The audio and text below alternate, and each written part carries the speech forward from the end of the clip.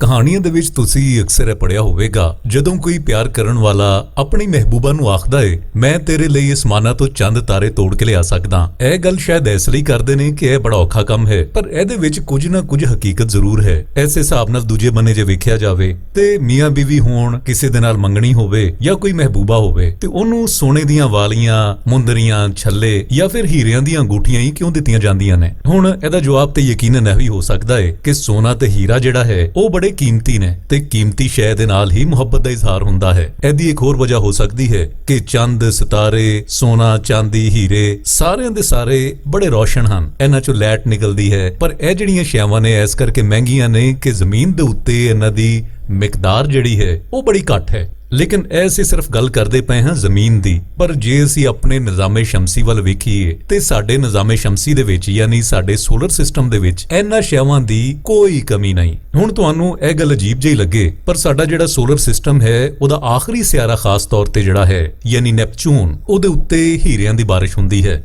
ਨਾ? ਹੈਰਾਨੀ ਵਾਲੀ ਗੱਲ। ਇਹ ਗੱਲ ਜਿਹੜੀ ਹੈ ਇਹ 1980 ਤੋਂ ਪਹਿਲੇ ਜਿਹੜੇ ਰਿਸਰਚਰਸ ਨੇ, ਐਸਟ੍ਰੋਨੌਟਸ ਨੇ, ਉਹਨਾਂ ਨੂੰ ਪਤਾ ਨਹੀਂ ਸੀ। ਪਰ ਜਦੋਂ ਵਾਇਜਰ 2 ਯੂਰੇਨਸ ਤੇ ਨੈਪਚੂਨ ਦੇ ਲਾਗਿਓਂ ਲੰਘੀ ਤੇ ਪਹਿਲੀ ਦਫਾ ਜ਼ਮੀਨ ਦੇ ਉੱਤੇ ਸਾਇੰਸਦਾਨਾਂ ਨੂੰ, ਰਿਸਰਚ ਕਰਨ ਵਾਲਿਆਂ ਨੂੰ ਇਸ ਗੱਲ ਦਾ ਪਤਾ ਲੱਗਾ ਕਿ ਉੱਥੇ ਹੀਰਿਆਂ ਦੀ ਬਾਰਿਸ਼ ਹੋ ਰਹੀ ਏ ਤੇ ਇਹ ਲੋਕ ਆਪ ਵੀ ਬਿਲਕੁਲ ਹੈਰਾਨ ਰਹਿ ਗਏ। ਹੁਣ ਤੁਹਾਨੂੰ ਦੱਸਦੇ ਚੱਲੀਏ ਕਿ ਹੀਰਾ ਇੱਕ ਬਹੁਤ ਕੀਮਤੀ ਸ਼ੈ ਹੈ ਜੋ ਕਿ ਕਾਰਬਨ ਦੀ ਖਾਲਸ ਸ਼ਕਲ ਹੈਗੀ ਏ। ਹੁਣ ਇਹ ਕੀਮਤੀ ਕਿਉਂ ਹੈ? ਕਿਉਂਕਿ ਹੀਰਾ ਜਿਸ ਤਰੀਕੇ ਦੇ ਨਾਲ ਬਣਦਾ ਹੈ ਉਹ ਬੜਾ ਮੁਸ਼ਕਲ ਤੇ ਪੇਚੀਦਾ ਅਮਲ ਹੈ। ਹੁਣ ਜਦੋਂ ਕਾਰਬਨ ਦੇ ਐਟਮ ਜਿਹੜੇ ਨੇ ਉਹ ਬਹੁਤ ਜ਼ਿਆਦਾ ਦਰਜਾ ਹਰਾਰਤ ਤੇ ਦਬਾਅ ਦੇ ਵਿੱਚ ਰੱਖੇ ਜਾਣ ਤੇ ਇਹ ਕ੍ਰਿਸਟਲ ਦੀ ਸੂਰਤ ਇਖਤਿਆਰ ਕਰ ਲੈਂਦੇ ਨੇ ਤੇ ਇਹਨਾਂ ਕ੍ਰਿਸਟਲਾਂ ਨੂੰ ਅਸੀਂ ਹੀਰੇ ਆਖੀਦਾ ਹੈ। ਹੁਣ ਜਿਹੜੇ ਕੁਦਰਤੀ ਤੌਰ ਦੇ ਉੱਤੇ ਸਾਨੂੰ ਹੀਰੇ ਲੱਭਦੇ ਨੇ ਉਹ ਬੜੇ ਮਹਿੰਗੇ ਨੇ, ਬੜੇ ਨਾਯਾਬ ਨੇ, ਜਿਵੇਂ ਕੋਹੇ ਨੂਰ ਹੀਰਾ ਹੋ ਗਿਆ। ਪਰ ਹੁਣ ਸਾਇੰਸਦਾਨਾਂ ਨੇ ਅਜੇ ਬਹੁਤ ਸਾਰੇ ਤਰੀਕੇ ਲੱਭ ਲਏ ਨੇ ਜਿਨ੍ਹਾਂ ਦੇ ਕਾਰਨ ਹੁਣ ਇਹ ਹੀਰੇ ਲੈਬਾਰਟਰੀ ਦੇ ਵਿੱਚ ਵੀ ਤਿਆਰ ਕੀਤੇ ਜਾ ਸਕਦੇ ਨੇ। ਹੁਣ ਆਨੇ ਅਸੀਂ ਆਪਣੇ ਟੌਪਿਕ ਵੱਲ। ਕਾਇਨਾਤ ਦੇ ਵਿੱਚ ਬਹੁਤ ਸਾਰੀਆਂ ਜਗ੍ਹਾ ਐਸੀਆਂ ਨੇ ਜਿੱਥੇ ਹਰ ਵੇਲੇ ਹੀਰਿਆਂ ਦੀ ਬਾਰਿਸ਼ ਹੁੰਦੀ ਰਹਿੰਦੀ ਹੈ। ਹੁਣ ਜਿਵੇਂ ਅਸੀਂ ਨੈਪਚੂਨ ਦੇ ਬਾਰੇ ਤੁਹਾਨੂੰ ਦੱਸ ਰਹੇ ਸੀ, ਹੁਣ ਸਾਰੇ ਸਾਇੰਸਦਾਨ ਇਸ ਗੱਲ ਨੂੰ ਮੰਨਦੇ ਨੇ ਭਈ ਇਹਨਾਂ ਸਿਆਰਿਆਂ ਦੇ ਮਾਹੌਲ ਦੇ ਵਿੱਚ ਮੈਥੀਨ ਗੈਸ ਜਿਹੜੀ ਏ ਉਹ ਬਹੁਤ ਜ਼ਿਆਦਾ ਹੈ। ਇੱਥੇ ਫਜ਼ਾ ਦੇ ਵਿੱਚ ਜਿਹੜਾ ਪ੍ਰੈਸ਼ਰ ਹੈ ਉਹ ਵੀ ਬਹੁਤ ਜ਼ਿਆਦਾ ਹੈ।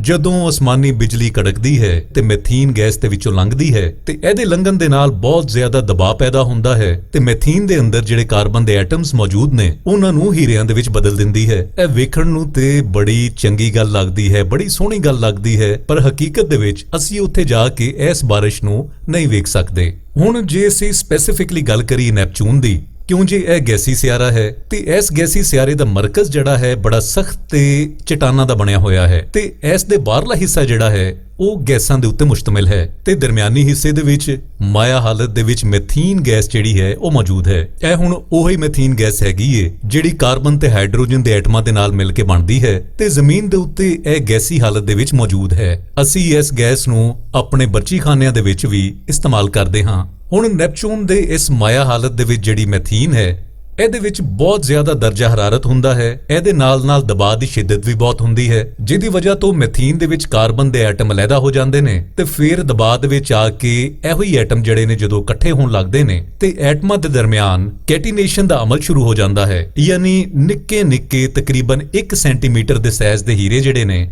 ਉਹ ਵਜੂਦ ਦੇ ਵਿੱਚ ਆਉਂਦੇ ਨੇ। ਹੁਣ ਕਿਉਂ ਜੇ ਇਹਨਾਂ ਦਾ ਵਜ਼ਨ ਹੁੰਦਾ ਹੈ ਤੇ ਇਸ ਕਰਕੇ ਉਹ ਆਪਣੇ ਸੈਂਟਰ ਵੱਲ ਜਾਣਾ ਸ਼ੁਰੂ ਕਰ ਦਿੰਦੇ ਨੇ, ਡਿੱਗਣਾ ਸ਼ੁਰੂ ਕਰ ਦਿੰਦੇ ਨੇ ਤੇ ਇੰਜ ਲੱਗਦਾ ਹੈ ਜਿਵੇਂ ਸਿਆਰੇ ਦੇ ਉੱਤੇ ਹੀਰਿਆਂ ਦੀ ਬਾਰਿਸ਼ ਹੋ ਰਹੀ ਹੈ। ਹੁਣ ਇਸ ਗੱਲ ਦੇ ਵਿੱਚ ਕਿੰਨੀ ਕੁ ਹਕੀਕਤ ਹੈ? ਸਾਇੰਸਦਾਨਾਂ ਨੇ ਲੈਬਾਰਟਰੀ ਦੇ ਵਿੱਚ ਵੀ ਅਜ਼ਮਾ ਕੇ ਵੇਖਿਆ। ਕਿਉਂ ਜੇ ਲੈਬਾਰਟਰੀ ਦੇ ਵਿੱਚ ਇਹ ਕੰਮ ਇੰਤਹਾਈ ਛੋਟੀ ਜੀ ਸਤਹ ਦੇ ਉੱਤੇ ਕੀਤਾ ਗਿਆ ਜਿਹਦੇ ਵਿੱਚ ਨੈਪਚੂਨ ਵਰਗਾ ਬਹੁਤ ਜ਼ਿਆਦਾ ਦਬਾਅ ਪੈਦਾ ਕੀਤਾ ਗਿਆ, ਹਾਲਾਂਕਿ ਉਹਦੇ ਜਿੰਨਾ ਦਬਾਅ ਫੇਰ ਵੀ ਪੈਦਾ ਨਹੀਂ ਕਰ ਸਕੇ ਤੇ ਫਿਰ ਮੈਥੀਨ ਨੂੰ ਮਾਇਆ ਹਾਲਤ ਦੇ ਵਿੱਚ ਤਬਦੀਲ ਕੀਤਾ ਗਿਆ ਤੇ ਅਸਮਾਨੀ ਬਿਜਲੀ ਦੀ ਬਜਾਏ ਇਹਦੇ ਵਿੱਚ ਲੇਜ਼ਰ ਦੀਆਂ ਤੇਜ਼ ਸ਼ੁਆਵਾਂ ਜਿਹੜੀਆਂ ਸੀ ਉਹਦੇ ਨਾਲ ਹਰਾਰਤ ਪੈਦਾ ਕੀਤੀ ਗਈ ਤੇ ਵੇਖਿਆ ਗਿਆ ਕਿ ਬਹੁਤ ਸਾਰੇ ਨਿੱਕੇ-ਨਿੱਕੇ ਹੀਰੇ ਜਿਹੜੇ ਨੇ ਉਹ ਵਜੂਦ ਚ ਆ ਗਏ ਨੇ। ਤੇ ਤੁਹਾਨੂੰ ਇਹ ਵੀ ਦੱਸਦੇ ਚੱਲੀਏ ਕਿ ਇਹ ਸਿਰਫ ਨੈਪਚੂਨ ਦੇ ਵਿੱਚ ਹੀ ਨਹੀਂ ਹੁੰਦਾ, ਬਲਕਿ ਸਾਡੇ ਸੋਲਰ ਸਿਸਟਮ ਦੇ ਵਿੱਚ ਜਿੰਨੇ ਵੀ ਗੈਸਾਂ ਦੇ ਬਣੇ ਹੋਏ ਸਿਆਰੇ ਨੇ, ਜਿਵੇਂ ਜ਼ੁਹਲ ਹੋ ਗਿਆ, ਯੂਰੇਨਸ ਹੋ ਗਿਆ, ਇਹਨਾਂ ਦੇ ਵਿੱਚ ਇਹ ਅਮਲ ਹੁੰਦਾ ਹੈ, ਪਰ ਨੈਪਚੂਨ ਦੇ ਵਿੱਚ ਇਹ ਸਭ ਤੋਂ ਜ਼ਿਆਦਾ ਵੇਖਿਆ ਜਾਂਦਾ ਹੈ। ਤੇ ਜੇ ਹੀਰਿਆਂ ਦੀ ਇੰਨੀ ਹੀ ਬਾਰਿਸ਼ ਹੋ ਰਹੀ ਏ ਤੇ ਫਿਰ ਤੁਸੀਂ ਯਕੀਨਨ ਸੋਚਦੇ ਹੋਵੋਗੇ ਕਿ ਉਹਨਾਂ ਸਿਆਰਿਆਂ ਦਾ ਜਿਹੜਾ ਮਰਕਜ਼ ਹੈ ਯਾਨੀ ਜਿਹੜੀ ਜ਼ਮੀਨ ਹੈ ਉਹ ਵੀ ਹੀਰਿਆਂ ਦੇ ਨਾਲ ਭਰ ਗਈ ਹੋਵੇਗੀ।